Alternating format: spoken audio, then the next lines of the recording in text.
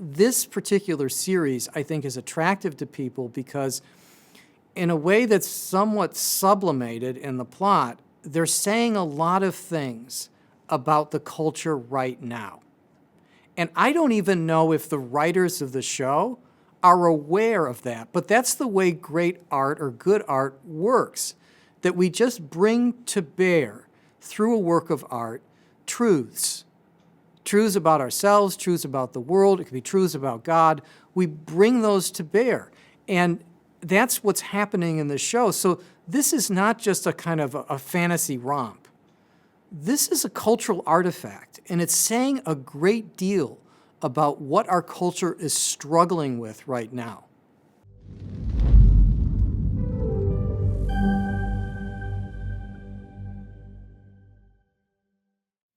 Hey everyone, welcome to the Word on Fire Institute.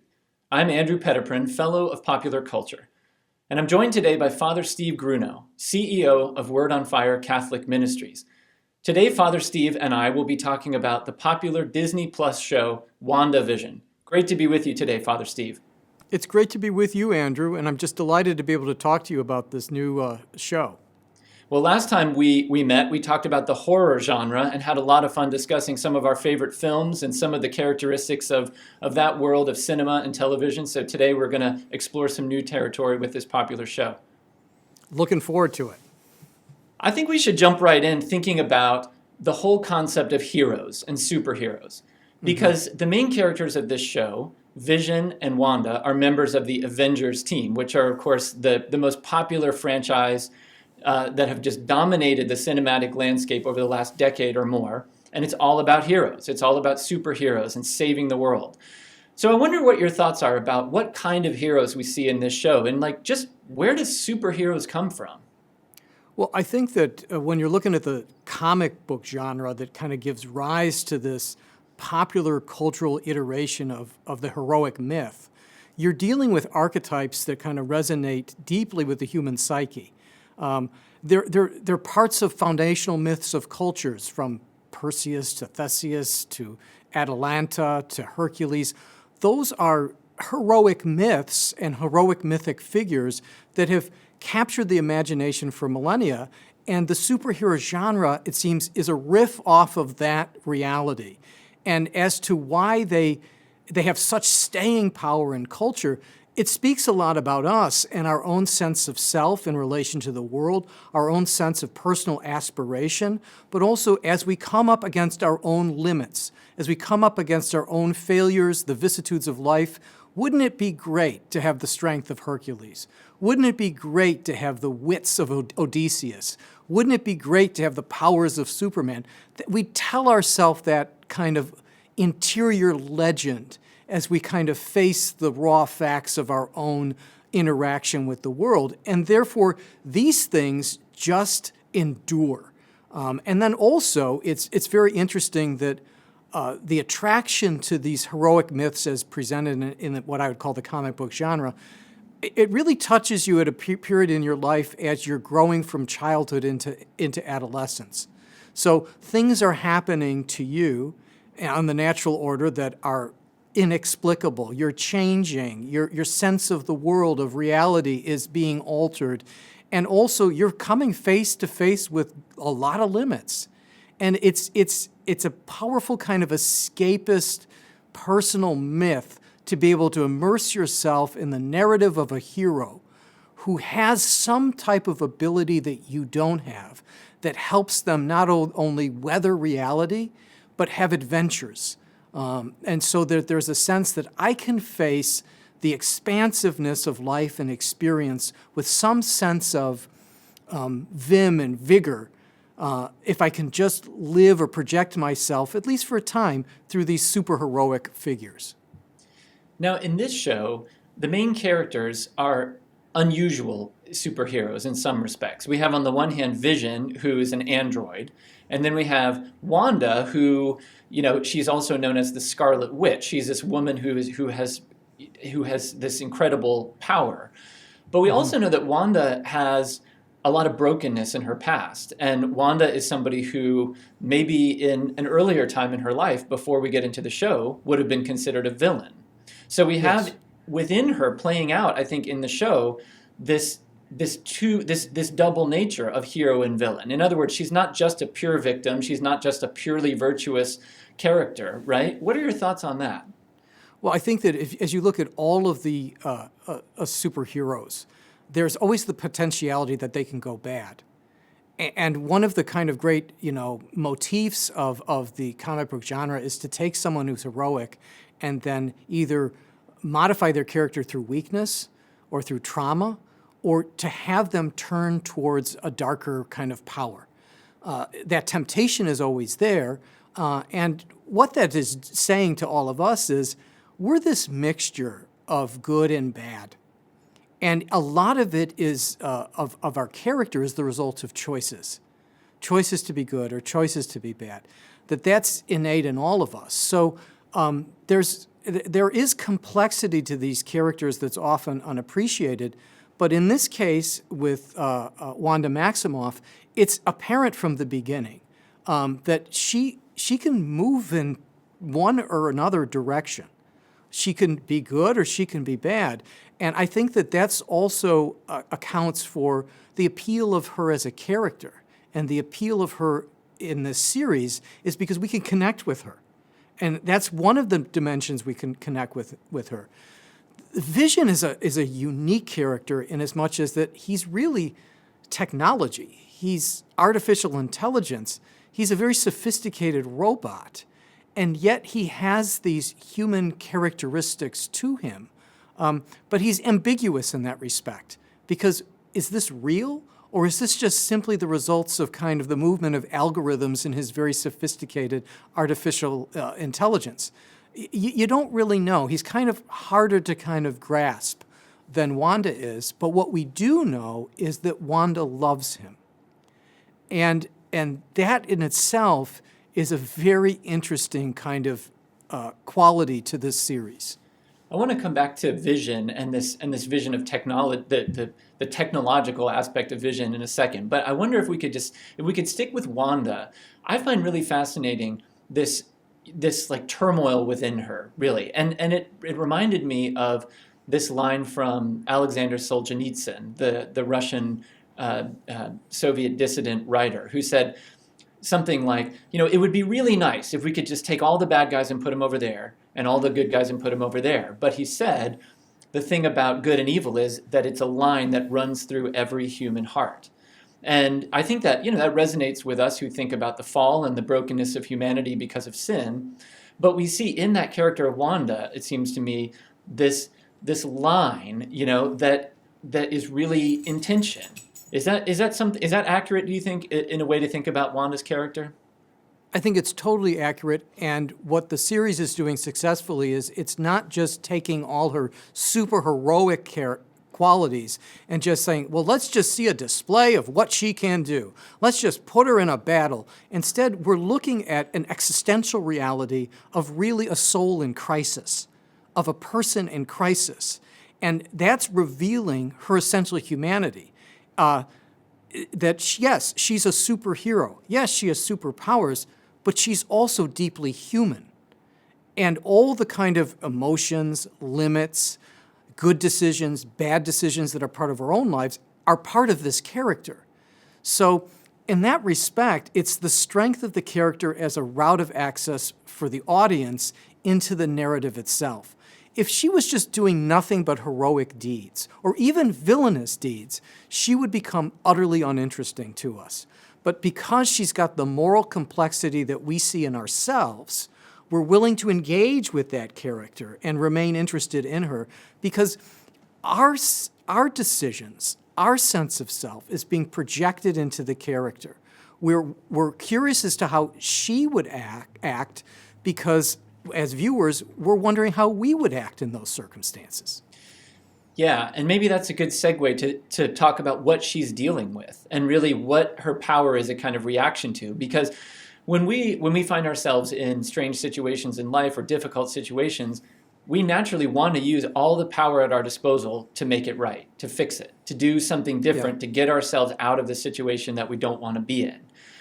We find with the character of Wanda Maximoff that she's incredibly powerful. And so when she finds herself just piled on again and again and again with grief, that she then acts out of that grief to create something that she hopes is going to heal her.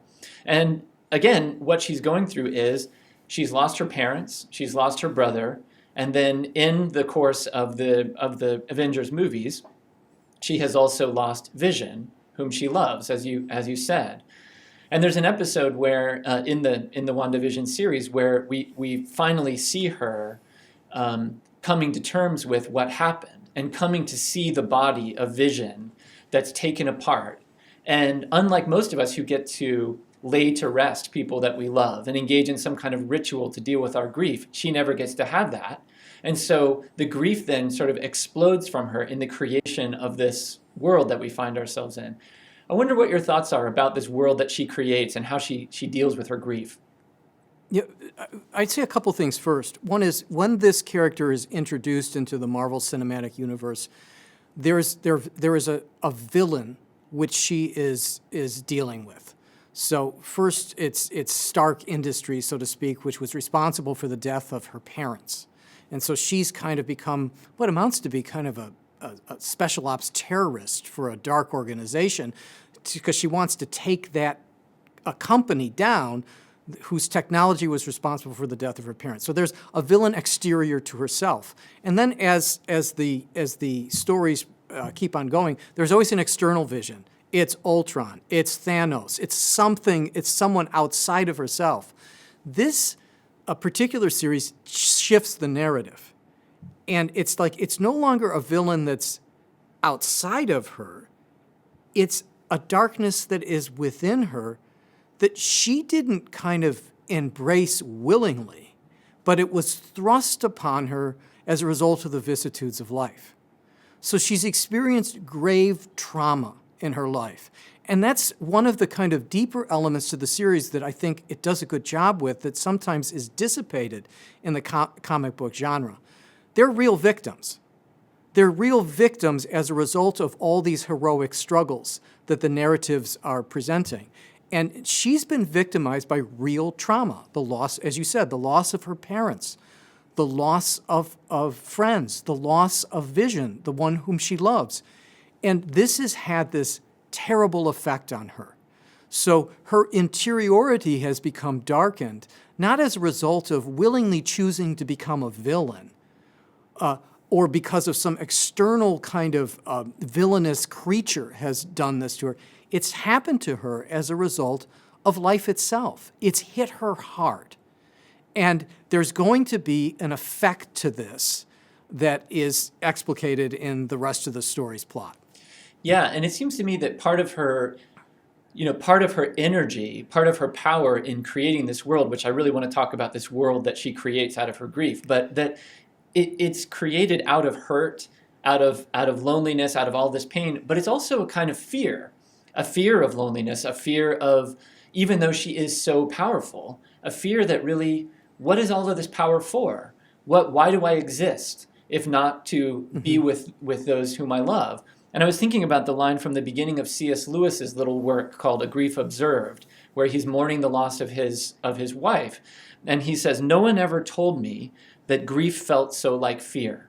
And that's one of those things that until you experience that deep loss of a spouse or a parent or something like that, but those who have experienced that, I think that resonates with all of us, that there is a kind of fear. There's an ache that's actually a fear.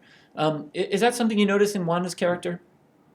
Well, look at the character herself. She's got great cosmic power. I mean, she can do things that are godlike. She can reconstitute matter. She can create new realities, and yet she can't hold off the vicissitudes of life. They're happening anyways, and so it's like, well, what is this power even good for? And she kind of, I think, comes to a rational conclusion. Well, I'm going to use it to make myself safe. That it's like I'm going to create a safe space for myself where I can kind of construct reality so it doesn't hurt me. Because reality itself now hurts me and I don't like it. I don't want it anymore. So what I'm going to use this power for that I have is to create a border around myself that doesn't let the real world in. And then I can have what I want. I can have the things that are going to make me happy if I do that. However, it's a very dark decision. It is, and it seems to resonate with the whole idea, not just of this question of safe spaces and things that we have, that we're thinking about in our culture today, but just the impulse that we all have in our pain to create an artificial reality because reality is too painful. And for some people, that's alcohol or drugs. For other people, that may be, what Wanda does earlier in her life, joining a terrorist organization, like trying to sort of make meaning out of her pain in a way that's sort of productive. Right. For other people, it might be an intellectual quest, like they might discover, atheist existentialist philosophy that tells them there is no meaning to their pain, and therefore they find a kind of meaning and comfort in that, paradoxically. So it just seems like there are all these different ways that we do that, and she embodies that. There's all these forms of retreat and bordering and erecting a fortress around ourselves to deal with the fact that life delivers to us a lot of suffering and a lot of pain. And so as a coping mechanism to it, we retreat. And the worst of that looks like something that what Wanda does. And the cost of doing that is very, very high, which is evident in the show. Because what does she have to do in order to have her safe reality? Well, she has to manipulate the lives of hundreds of people so that they can act in accord with the way that she wants. She has to cordon herself off from the world itself, but all that does is it draws the mayhem of the world to her border. And so she has to maintain a constant state of protectiveness for this world that she's created. And it's psychically exhausting, it's physically exhausting, it's spiritually exhausting. So she's done this in response to very real pain, but it hasn't made her life any less painful. She's done this as a response to the fact that she's come face to face with the vulnerability of life, but it's made her even more vulnerable. She's felt in her own sense that I'm being manipulated by forces that are greater than me. I'm being manipulated by others. Well, in response to that, she then begins manipulating other people. So it's not really doing what she wants to do. And instead of creating reality, she's created a full-blown, living, tangible fantasy. That's right. And yet underneath that, or maybe on top of that, there is real love. There is something real there that she is finally experiencing in some way. And this, I think, is summed up in this moment when Wanda and Vision are sitting together, and Vision says, "Grief is love persevering." That there is a way to make sense of this grief through the lens of love. But the problem is that Wanda has had to expend all of this energy, and as you say, create more and more anxiety for herself to keep this thing going, and also essentially enslave all of these other people to get that feeling of love all of a sudden. Right, because she's not. It's the John of the Cross insight that where you do not find love, put love, and then you're going to find love. The thing is that she's not doing that. Her love is no longer willing the good of other people through her grief. It's become something twisted. Love is never self-protective. It's self-sacrificing. And because of her grief, she's become blunted in her ability to do that. So that's kind of the tragedy of the particular moment and the tragedy of the world that she's created.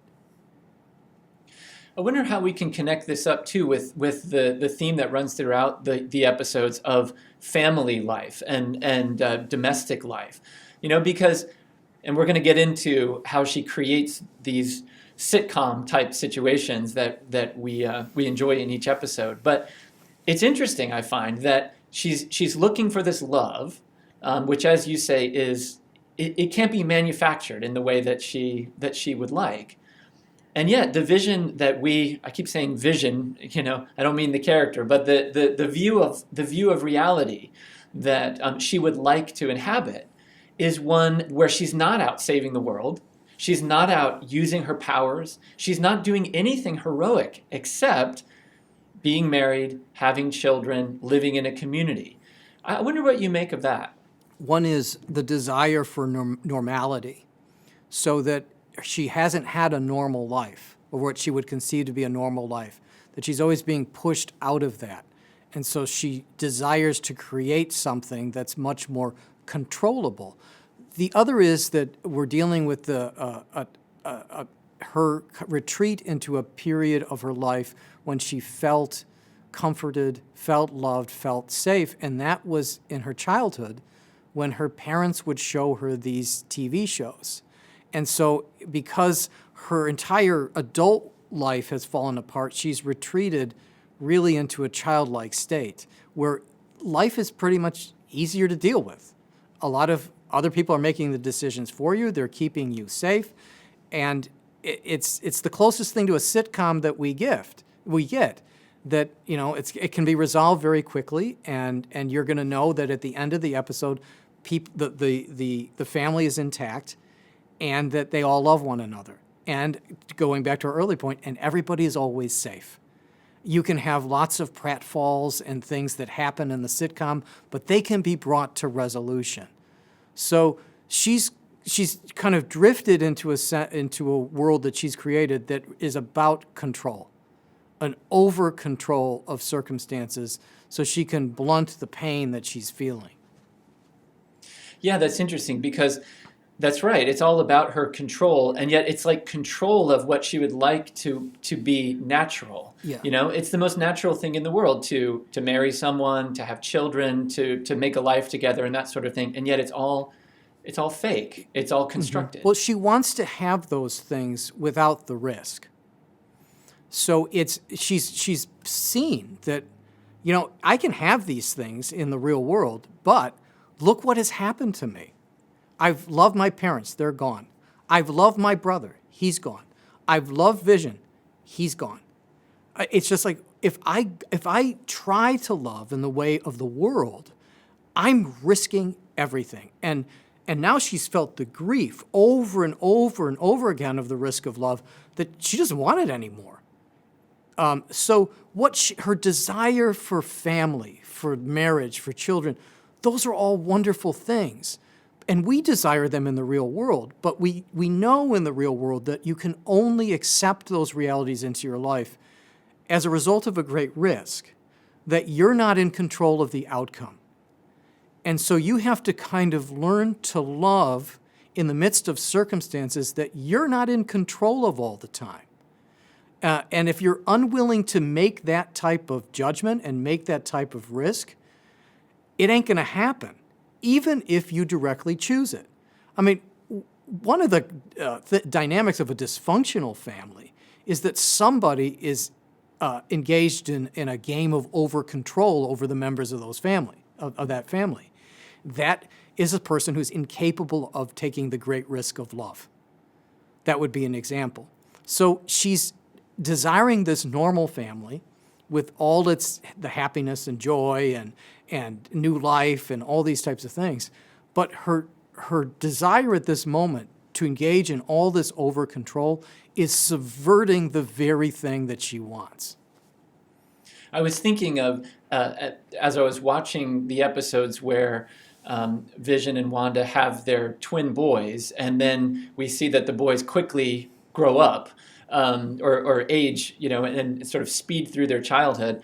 I was thinking not only how unfortunate that was in a way, because as a father myself, I've enjoyed every minute. I don't want the time to pass quicker than it has to. But I was also thinking about the very thing you were saying, this risk aspect of it, the downside of it, that in order to have the moments of joy, you have to have the moments of difficulty and hardship. You know, in order to get your child to this place where he's reading and writing and playing outside and all of that sort of thing, you got to get through changing a lot of diapers, and you've got to get through, you know, all of this difficult stuff that Vision and Wanda pretty much bypass. Right. I mean, if you look at the weird pregnancy, it's happening in like at split second.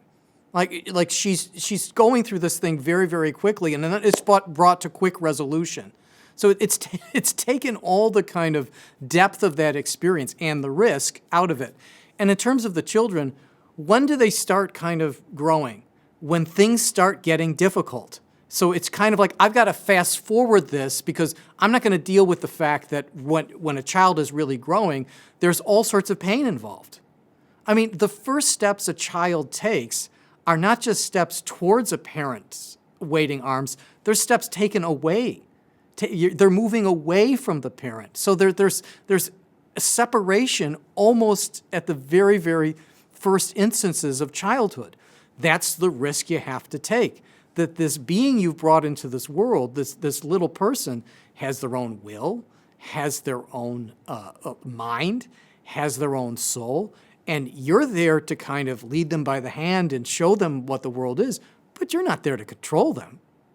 And the thing is, you try that, you're gonna do damage to yourself and to the child.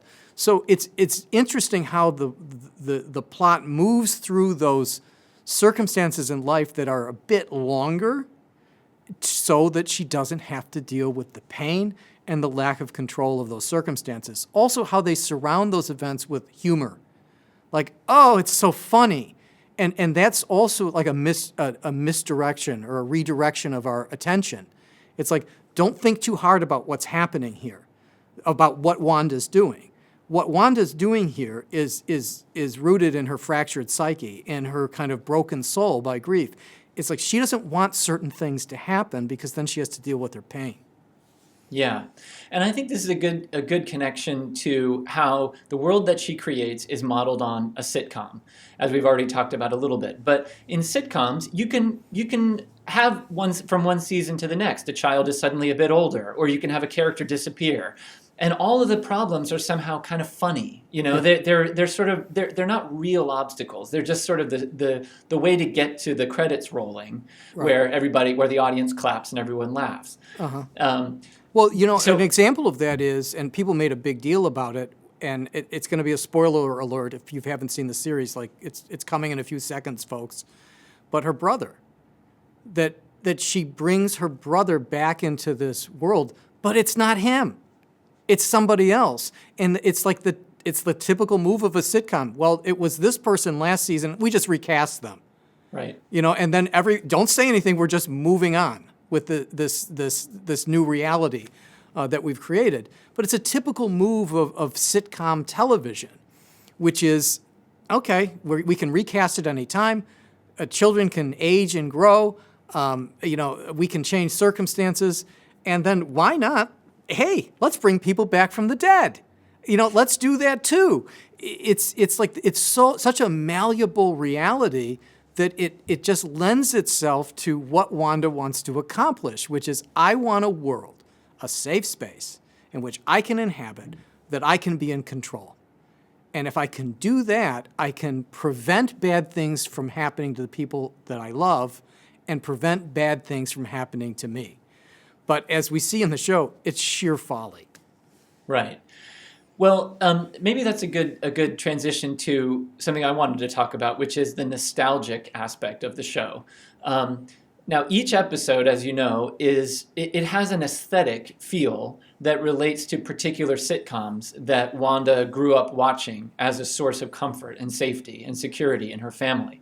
So the first couple of episodes are in black and white, and they're tributes to The Dick Van Dyke Show, I Love Lucy, Bewitched, shows like that. Mm-hmm. And then we come up through the 70s and we catch a feel of something like The Brady Bunch or, you know, shows like that. And then in the 80s we have Family Ties, maybe Growing Pains, shows like that. And then all the way up through the 90s, Malcolm in the Middle, and even up close to our present time, where we have something like The Office or Modern Family even, mm-hmm. You know, a feel for each of those kinds of sitcoms. Now, nostalgia is really big in our culture today. I think one of the reasons that this WandaVision show is really popular is precisely because of this nostalgic element that harkens back to the classic sitcom days.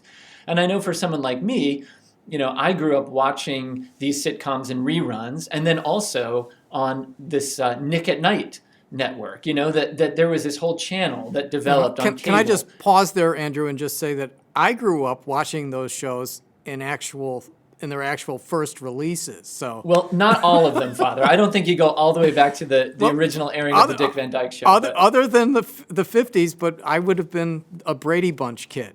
So, yeah. I mean... Well, and that's the beauty of the nostalgia, isn't it? Because there are plenty of people watching who did watch these shows first time through, and then there are people in the generation beneath them that watch them in reruns, and then it just kind of doubles down and down and down from there. That's what makes the story really fun, to see these passages and how they're kind of working through the sitcoms and things. It's really cleverly done. It's to their credit. Yeah, I admit I looked forward to the start of each new episode so that I could see so that I could spot, oh, that house reminds me of the Family Ties house, or or whatever. That was part of the fun of watching the show. I know for me.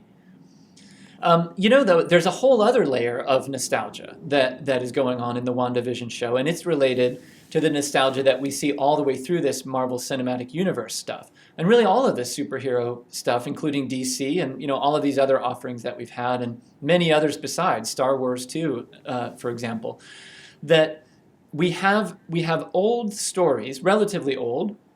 In other words, not only like archetypal stories of heroes, but we have stories that appeared in comic books in previous decades that have been movies already, or TV shows or cartoons already, and are being retold and brought out again and again and again for us to kind of think through again and again. And this is part of this nostalgia element, where on the one hand, nostalgia isn't such a bad thing. Someone whose work I really like, the late English philosopher Roger Scruton, he talked about how nostalgia has a useful purpose in the culture, because what it does is it allows us to cover a void. So in other words, we can sort of use the riches of the past to kind of give us a ground to stand on, so that we're not just sort of staring into nothingness trying to figure out what to do with ourselves. Yeah. But on the other hand, it can serve a very negative function, and it can be the mark of kind of a tired society that kind of just can't think of anything better to do, or can't think of anything to do with its freedom. So I'm just wondering, how you see the nostalgia element play out, not just in the show, but maybe what it means for the culture that we like this show so much.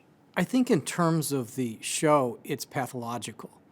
And I don't mean that our attraction to it, I mean in the narrative of the show, that Wanda's nostalgia is for a past that never really existed. And that is deeply problematic, whether it manifests itself in a TV show, in a narrative arc like this, but in the real world. That if you're nostalgic for the past, but you're not reckoning with the reality of that past, you're going to create mayhem. And because it's not real, it's a lie. So we can be nostalgic about the goods of society as it existed in the 1950s. However, we have to be honest that there were darker aspects to that history that we're still contending with today. For example, it was a racially segregated society. And we had to go through a very painful period of time, and still are going through it as a result of those kind of cultural mores that existed at that time. Now, that reality, as you go back and you look at those shows from the past, they're not really dealing with that. And then it isn't until some of those shows advanced towards into the 60s that they really started to kind of take a look at that dimension of American life. But it's just an example of where nostalgia, if it's not looking at the past for what it really is, and instead of saying, I'm going to ignore that. I'm going to ignore that those things were there, and I just want this kind of perfect Platonic archetype of what I construe to be a historical epoch. As I said, you're going to do damage to yourself and other people if that's what you're pursuing, because it's a lie. It didn't really happen that way. But to Scruton's point, nostalgia, I think, as he's attempting to define it and construe it, I'd say that I would prefer history. History's important to us. We can't escape from it. It grounds us, and it isn't just all bad. There are things in history that we need right now. There are things within the past that are worth enduring into the present and the future. And a healthy civilization is able to respect that reality, come to terms with it, and understand a dimension of life that you introduced at the beginning of this discussion. The good and bad are running simultaneously through us and the human condition at all times. We can't escape from that. We can't establish a year zero where we're just going to start all over again without doing damage to civilization and the human project itself. And so in that respect, yeah, we have to have a profound sense of historical circumstances and historical actors, and we have to have a measure of respect for that, because if we lose it, we lose ourselves. Yeah. And I think even though in the show, Wanda isn't trying to recreate her own memories, she's trying to create a reality based on the shows that she watched. But as you say, nostalgia can be a problem because of remembering reality wrong or getting history wrong. And it seems like this is something that really plays out in our politics and in all kinds of aspects of our life nowadays. And I think the show maybe is a bit of even though the show itself is so nostalgic, I think to your point about how the sitcoms themselves weren't representative of reality at the time and all that sort of thing, I think it really shines a light on us that we maybe shouldn't be so nostalgic. Well, I also think that at times as a culture, we can be too dismissive of visual storytelling, particularly at the popular level. So be like, oh, just another comic book movie or something like that. But there's something of significance about ourselves that's displayed in any work of art, no matter, I would say, no matter how trivial it is, that we end up telling a greater story. And this particular series, I think, is attractive to people because in a way that's somewhat sublimated in the plot, they're saying a lot of things about the culture right now. And I don't even know if the writers of the show are aware of that, but that's the way great art or good art works, that we just bring to bear through a work of art truths about ourselves, truths about the world, it could be truths about God. We bring those to bear. And that's what's happening in the show. So this is not just a kind of a fantasy romp. This is a cultural artifact, and it's saying a great deal about what our culture is struggling with right now. And to that point, I think that one of the things that it's dealing with is technology and the life of the spirit. I think that both of those are really on display. Definitely. Here's a take on it that I think is somewhat interesting, and it's the relationship between Wanda and Vision. Now, as I said, Vision is a machine.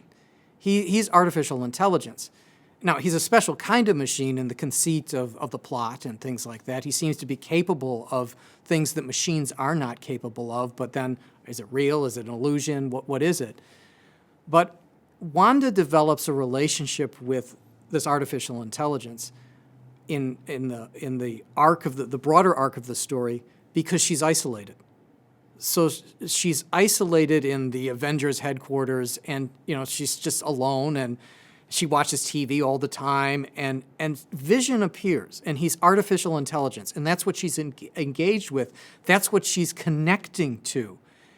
Look at our lives. Look at the lives of so many people right now, that the main way that they engage with the world and others, or one of the most significant ways, is through the mediation of artificial intelligence. And we become attached to it. In a sense, we fall in love with it. And if it's taken away from us, it results in great pain. Also, it can't do certain things that we need human relationships to do. It's not generative. It's not. And so Wanda has to kind of reconstruct reality itself so that she can conceive children through artificial intelligence. I mean, it's Frankensteinian in that respect, and it's not turning Vision into a villain, but it's saying that relationship has a deeper meaning and significance than just, well, here's Wanda and here's this other superhero, and they kind of love one another and stuff like that. What is she in love with? She's in love with something that in a moment of isolation in her life gave her comfort, gave her a sense of companionship, but is he real? Is that a real relationship? It's very, very interesting. And then, as I say, connected to the culture, that how much of our lives have become mediated by artificial intelligence? How much of our lives have become mediated by technology? How attached we are to that technology? How much, in terms of the show, how much we love it? And what does that attachment do to us? And what's going to happen to us if we lose it? I thought another important theme, building on that, is how we live in this world today where technology is a kind of a promise of it's almost become a kind of replacement salvation. I mean, there are people who are at the highest levels thinking about transhumanism, and we're always just constantly being given more stuff, more, whether it's drugs to take, or therapies, or like whatever it may be, like these technological means to either improve our lives or lengthen them. And it just occurred to me that there's a piece of that that's going on in the creation of Wanda's world, that she's sort of trying to construct her own salvation, even in a way, and the technological reality of Vision, who has died, is still kind of like out there in pieces, waiting to be put back together to be used. Maybe, I guess we'll have to see, but maybe even kind of against her. So, I'm just wondering how this technological paradigm is gonna play out, or maybe just what your thoughts are on that. Well, technology is ambiguous. It's a human creation, and therefore it's infused with the same amount of good and bad that's in us. And so that whatever it is, whatever good it has, it could easily be turned against us. So the same technology that developed Vision was the technology of the Stark Industries that killed Wanda's parents. So it's like there's a connection to all these things. So that, and the fact that the remains of Vision are being used to create a new weapon. And as you said, that can be turned against Wanda herself. So there's our relationship with this stuff that's all around us. That's in a sense, we've allowed it to gain control over us because it does good things for us. But in an instant, it can be turned against us. And that's the perilous space that we live, but it's also the perilous space that Wanda is imprisoned in, both dependent upon this reality, which is Vision, that fulfills her needs, her emotional needs, but he's dangerous in as much as he's outside of her control. Yes. Well, let's talk about the control thing then for a minute, and maybe draw the spiritual back in, because Wanda is also called the Scarlet Witch, and in one of the episodes of the series that we've recently watched, we learn more about that. We learn more about sort of this kind of witchcraft element of the show, but it's not as clean and simple as just, this is a plot element about some occult thing. What is your take on this whole witch question? Well, the use of magic culturally and in terms of literature and narratives, like, what is magic? It's the manipulation of material realities by the will of the sorcerer or the witch. And it's considered to be dark and ungodly because it's disrupting the natural course of things that has been set in motion in creation by God. So God has a plan and a purpose, and creation is meant to act in accord with the arc of his will. And what the sorcerer or sorceress does is they seize hold of that and begin to manipulate it themselves through their will. And that's the great danger of magic. And so they can do it for their benefit, but oftentimes in literature and culture, the witch or the wizard or the sorcerer is subverted by their own act of willful use of powers that don't belong to them by nature, by creation. And so Wanda has these capacities that we learn in this series are magic. They're magic. She can manipulate reality through an act of her own will. But what the series is also saying is that is not without a severe consequence. And it attracts all sorts of bad. when she exercises this power, particularly in the dramatic way that she has.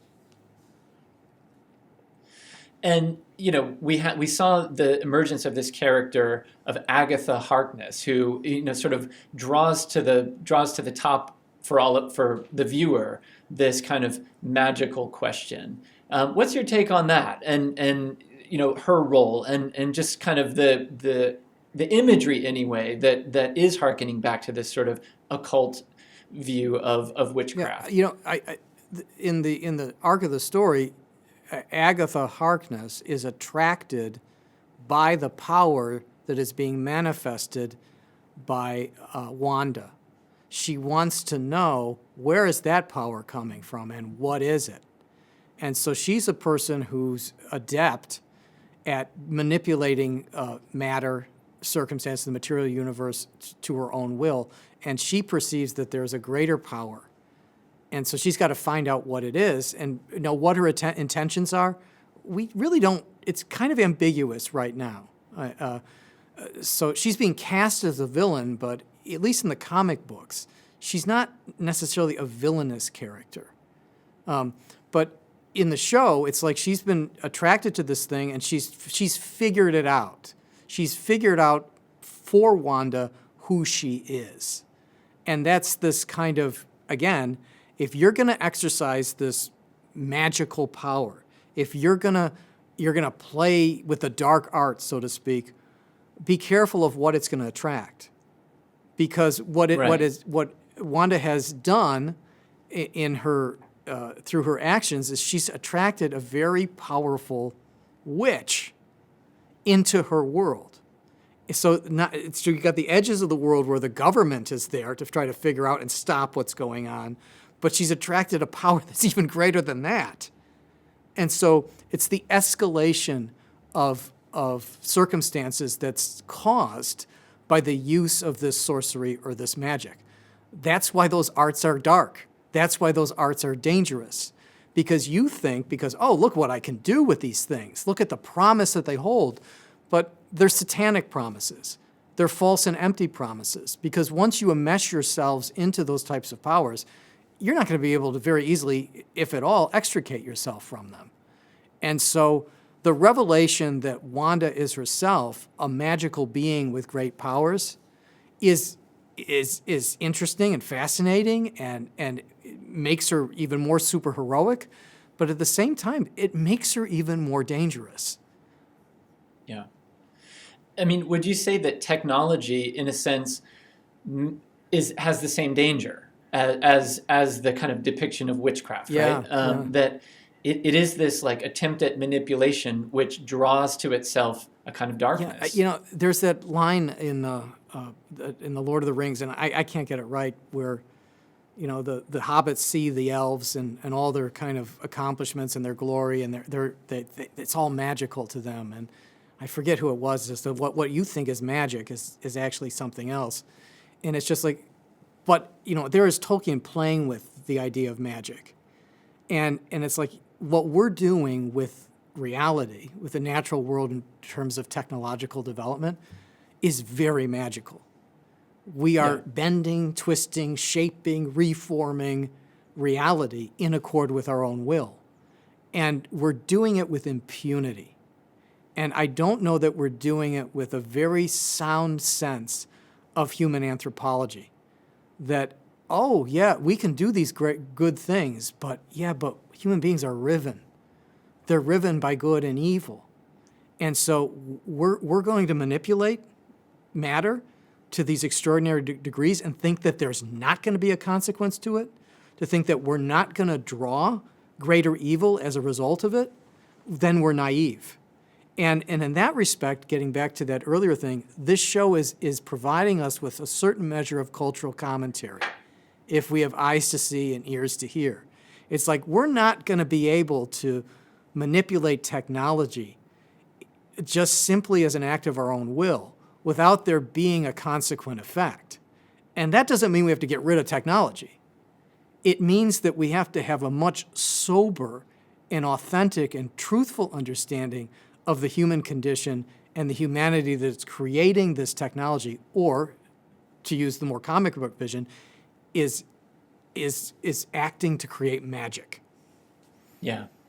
The other day I was looking at the Vatican II document Gaudium et Spes, the pastoral constitution on the church in the modern world, and there's a passage in paragraph 18 that talks about technology a little bit. There's quite a bit about technology in that document, but there's this one passage in particular where it basically says, unless we understand what human existence is, technology, none of these things in which we're trying to sort of manipulate reality for our good, for our benefit, none of that will cure our anxiety. Mm-hmm. Like, essentially, none of it will make us feel better about reality. Spend a few hours on the internet, spend a few hours on Twitter or Facebook and stuff, and tell me if your anxiety level hasn't increased.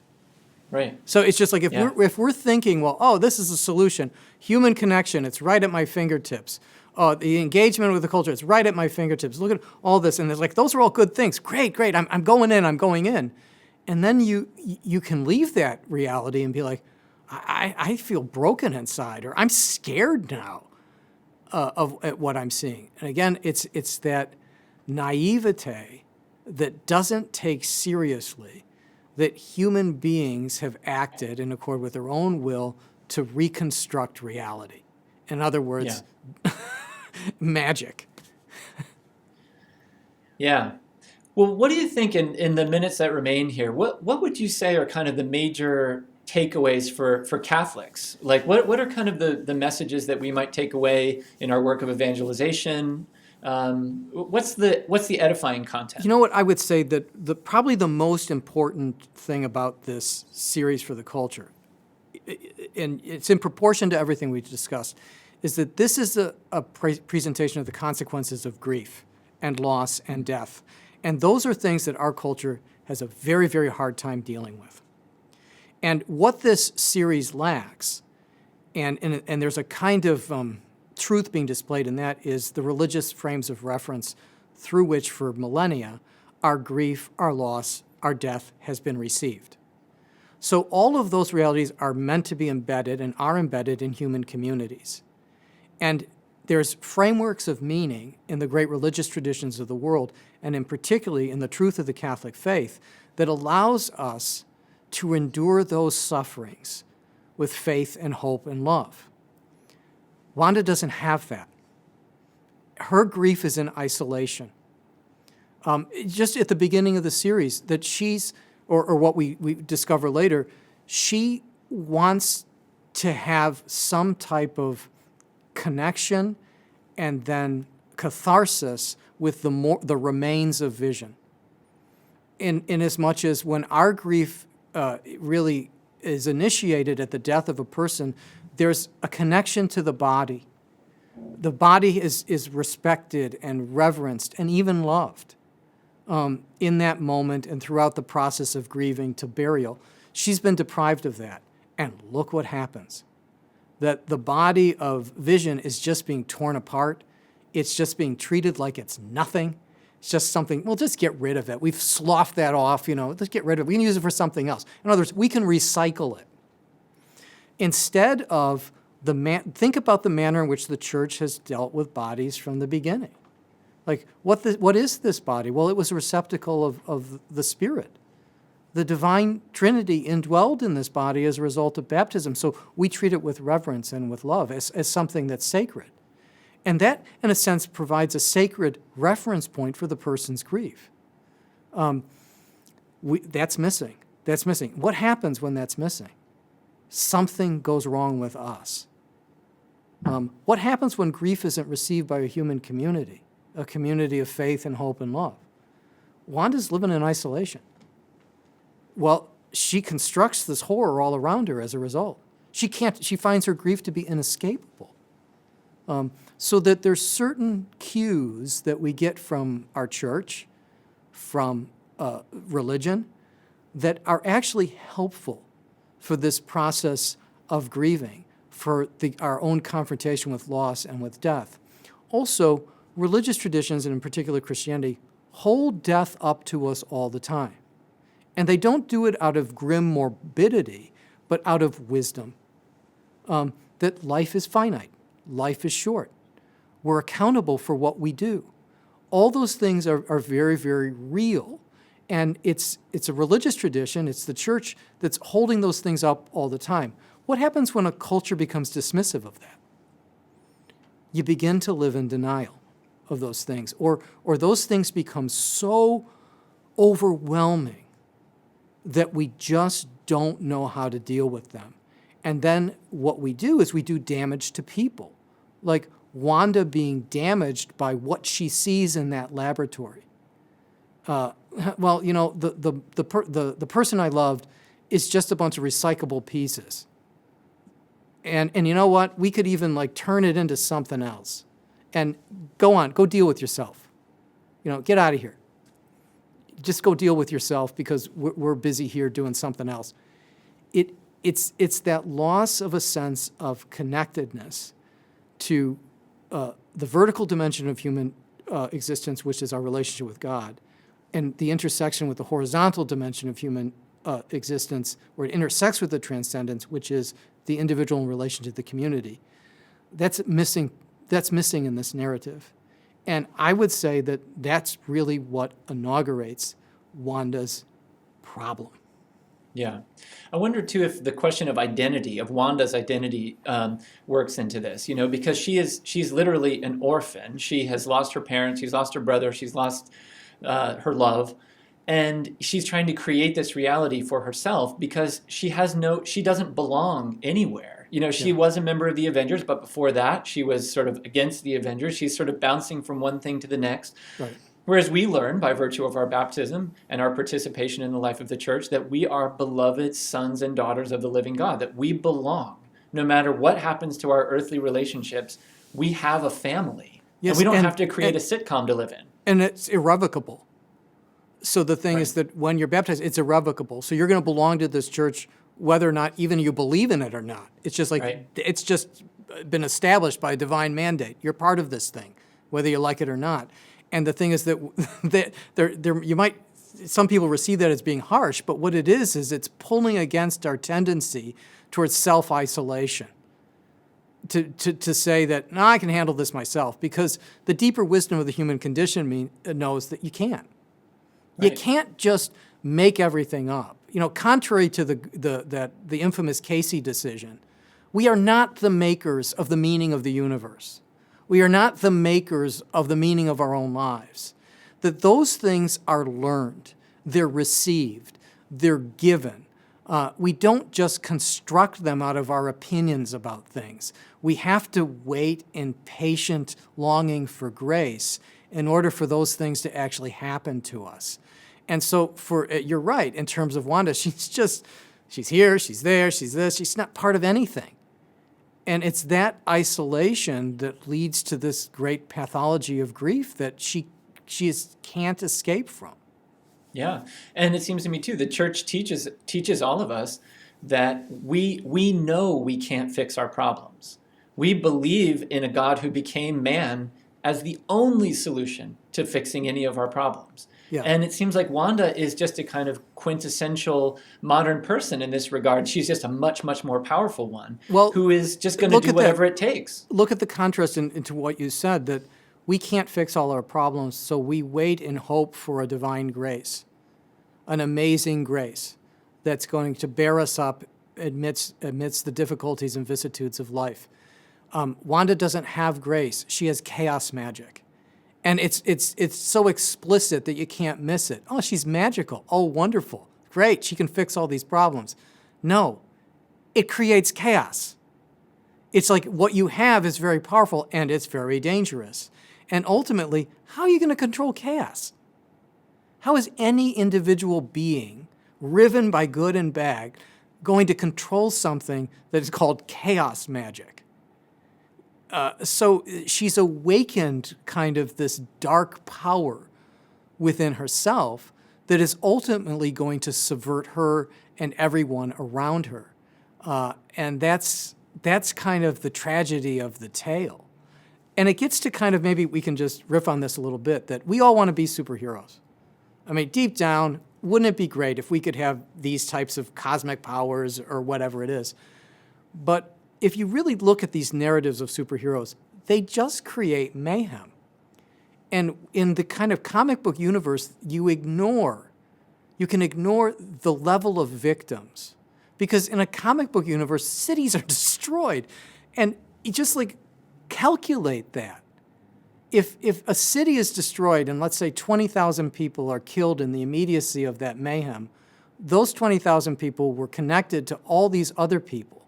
So the grief, the loss, the death, the pain just escalates. So we think that we could fix all the world's problems if we had superpowers.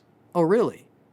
Well, as soon as the clashes begin, as soon as the fights begin, the ticker of the body count just keeps on going up. And then the level of grief, loss, and pain just rises and rises and rises. The comic book character right now, at least through which we're kind of cathartically living through in WandaVision, which is Wanda Maximoff, is showing that to us. Yeah, I got this great cosmic power, and I can do all these things. I can even recreate reality itself, and it's called chaos. It's called chaos. So it's like the superhero is chaos being. And it's something that something is being said about the superhero, him or herself, that's important for us to attend to. That you've got this capability of great good, but also in the performance of what they consider to be good, they can do great harm. Yeah. Well, it's like the Spider-Man thing about with great power comes great responsibility. But I was also thinking about the Superman character whose parents tell him don't meddle in human affairs because his power is too great to wield, right? Among the world that he's going to go and live in. And then it's just this great temptation that I'm just going to have to do it, but there's always a negative consequence to it. Yeah. Well, I guess on that note, we'll have to see how it all plays out with Wanda and Vision. Father Steve, thank you for joining me again today. Thanks. It's been a great pleasure. For the Word on Fire Institute, I'm Andrew Petiprin.